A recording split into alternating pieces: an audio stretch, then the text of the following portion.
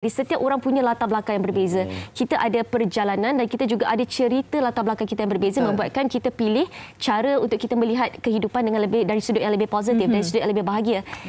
Betty, kalau boleh saya sentuh sedikit, suatu ketika dahulu Betty pernah berumah tangga dan kini kembali solo.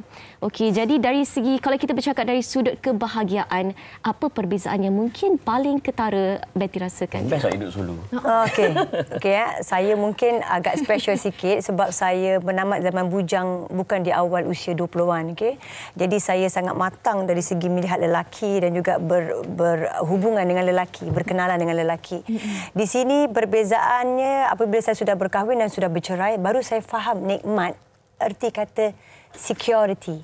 Dalam setiap kali orang kalau berkahwin, kita selalu sebut, kami doakan kamu sakinah, muhabbah, warahmah. Apa tu sakinah? Ketenangan. Apa tu muhabbah? Kasih sayang.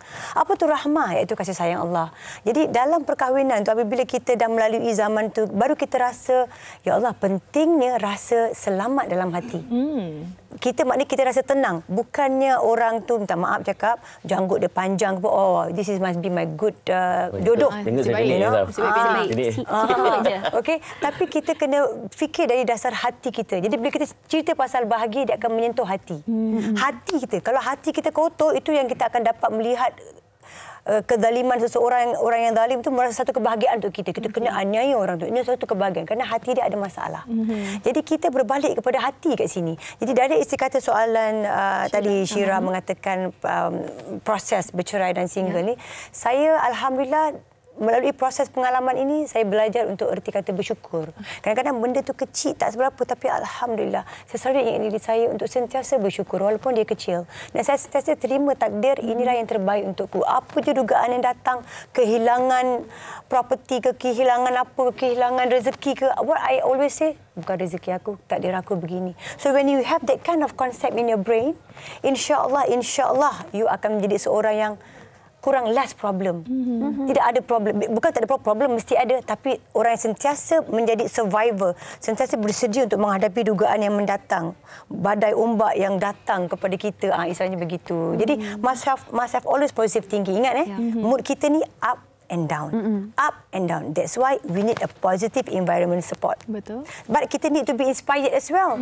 Inspired by who? Kadang-kadang kita ada kawan yang tak betul. But we inspired. Kalau kita boleh bawa dia ke pangkal, bawa. Kalau tak boleh, leave it. Move and get another one. But kita need to be inspired to move on. Not to move back. Okay? To move on. So kita need to have positive environment support always. And always kita buka diri kita kepada positivity, mendengar motivasi yang bercakap, motivate yang bercakap. Buka buku-buku motivation, music yang motivasi, Al-Quran, bacaan untuk penenang jiwa raga. It is very important for us to maintain, to keep up the positivity. Wow, love. Dengar jadi macam jadi kuat dan juga jadi orang kata inspirasi.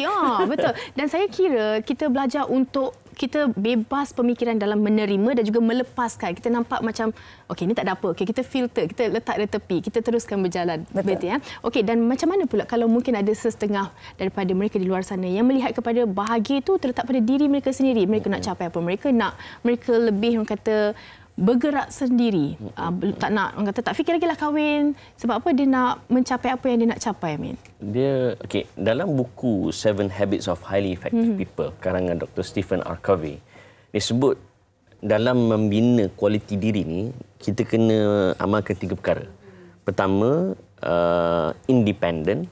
Kedua, dependent. Ketiga, interdependent. Maksudnya, pertama, kita kena mampu untuk bergantung harap pada diri kita. Kita jadi seorang yang proaktif. Jangan tunggu orang ada bahawa kita nak boleh bahagiakan diri. Jangan tunggu orang push kita buat nak buat kerja. Jangan tunggu orang sound kita bahawa nak be produktif. Kita sendiri bertanggungjawab ke atas diri kita. That is proaktif. Kemudian, bila menjadi seorang independent, maknanya kita ni boleh memahami orang lain. Boleh bekerjasama dengan orang lain. Bukannya jenis Lone Ranger sebagai sudah. Kita ada self motivation, kita ada self love yang sangat tinggi, tapi jangan sampai kita jadi kesumbang. Kan, kita dengan orang lain tak boleh get along, kita dengan orang lain tak boleh mingle around, tak boleh be the repo, nak menjual pun tak boleh nak bagi nasihat yang baik. Sebab apa? Kita terlalu self centered. Bahaya tak? Kan? So kita kena memahami untuk difahami. And then interdependent. Maksudnya kita can work as a team pula. So benda ni penting agar balance. Bukan hanya kita boleh bahagiakan diri kita, tapi pada masa sama kita boleh membahagiakan orang lain. Khairun nas anfa'uhum linnas. Sebaik-baik manusia adalah kita memberi manfaat pada orang lain. Cuma sekali lagi saya sebut di awal-awal tadi, jangan terlalu nak bahagikan diri sampai tak peduli dengan orang lain. Kan? Mentang-mentanglah karaoke tu membahagikan diri. Dia tak peduli jiran. Dia punya meraung tu, ya Allah. Dia mengganggu satu pula. Perumahan. Kan? Tak fikir orang lain. Itu kena berhati-hati di jalan raya. Tapi Saya nak tambah sikit. Bahagia juga adalah bahagia. Jangan banding-bandingkan diri dengan orang. Kerana apabila kita sentiasa membanding-bandingkan, aku tak macam dia. So kita tidak akan bahagia. So, kita sentiasa tak mensyukuri apa yang kita. So kita always have to remember apple and orange. Dua-dua ada kelebihan masing-masing. Apabila kita punya mata melihat orang lain lebih daripada kita, what we should do is kita tengok diri kita, apa kelebihan kita. Kita mesti ada kelebihan yang kita tak sadar kerana kita ada. Kita minta dengan Tuhan tunjukkan kelebihan kita ni apa supaya kita tidak ada perasaan untuk membanding-bandingkan dengan yang lain. Setiap manusia ni dianugerahkan Allah ada kelebihan masing-masing. Ini selalu saya jumpa di kalangan teman-teman anak-anak saya dan juga orang saya yang selalu melihat cemburu kalau kita merasa lebih, dia lebih daripada kita. Kita tak boleh terima. Tapi kalau kita bahaya. Jadi kita kena belajar untuk menerima, tak apa, ni rezeki dia. Kita kena happy lah orang tu berjaya dan kita kena inspired untuk at least jadi macam dia. Bukannya cantas dia. Okey, ini menarik juga untuk ibu-ibu di luar sana yang mana untuk dia tanamkan orang kata pemikiran ini. Dari segi kita melihat orang, kita jangan membanding-banding ataupun kalau ni macam SPM keputusan ataupun membanding anak orang tu, ini secara tidak langsung dia anak I 10 A+, alhamdulillah. Yang lain macam mana ya? Dia macam apa sebenarnya? Dia mencari kebahagiaan dalam perbandingan ke bagaimana? Mungkin Amin boleh kongsikan juga bagaimana untuk ibu bapa di luar sana menanam pemikiran kebahagiaan itu pada keluarga kecil kita, pada diri kita sebenarnya. Hasan Al-Banna sebut, sebelum kita nak cakap pasal membina negara, membina ummah, membina daulah dan sebagainya, dia bermula daripada fardul muslim dan juga usratul muslim, iaitu individu yang bagus dan keluarga yang bahagia.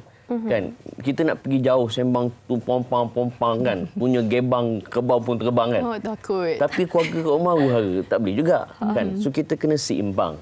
And bila bercakap pasal bahagia ni, saya suka apa yang disebutkan tadi, syukur kan. Syukur ni ramai orang yang boleh bersabar tapi belum tentu dia boleh bersyukur. Kata Hamka juga. Ialah bila kita susah, sabar je lah. Tapi bila kita senang, kita bersyukur. Belum tentu. Sebab tu di dalam relationship pun, kita appreciate orang.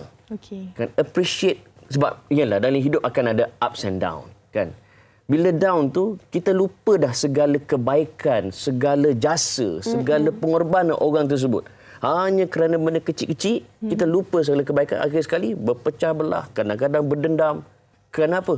Sifat kita tidak mahu menghargai. So, bila kita menghargai orang, insya-Allah orang akan menghargai kita.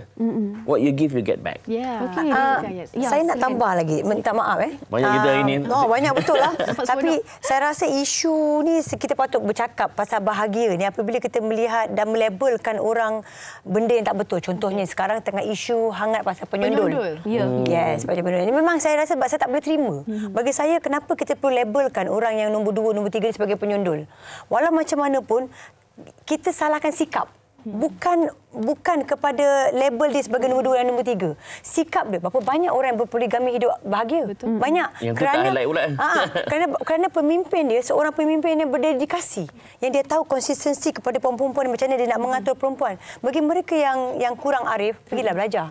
Okey. Tapi untuk kita di luar, jangan kita senang-senang melabelkan wanita lain sebagai penyundul. Kita tak tahu rezeki kita, anak-anak kita nanti akan jadi penyundul ke tidak. Jadi jangan kita senang-senang bermain dengan lidah kita. Melabelkan seseorang. Okey, baik. Saya kira sebenarnya banyak persoalan-persoalan yang bermain di fikiran kita. Tetapi kita kesetukan masa, mungkin saya boleh beri kepada Amin Idris untuk katakan sesuatu kepada mereka di luar sana. Carilah kebahagiaan sendiri. Jangan bandingkan diri dengan orang lain. Berdamailah dengan takdir. Bersabarlah. Redha lah. Saya ambil yang tu je. Berdamai dengan takdir. Maksudnya pertama redha. Tapi yang kedua jangan lupa yang saya hutang tadi. Nabi sebut dalam hadis riwayat Ibnu Majah, Ahmad dan juga Baihaqi. Nabi kata wala yuruddul qadar illa doa. Maknanya tidak ada sesiapa yang boleh menolak qadar kecuali dengan doa. Doa mengubah takdir. So jangan kita ni semua sebab kau aku ada gitu, sebab kau semua salah orang. Pernahkah kita menadah tangan bersungguh-sungguh dan berikhtiar untuk mencari bahagia? Itu dia. Itu saya rasa rumusan yang paling-paling kata dekat dan juga membuka mata kita semua. Terima kasih kita nak ucapkan kepada kedua-dua tetamu kita, Amin dan juga Betty, bahagia kita ni. Berkongsi berkenaan dengan bahagia sendiri.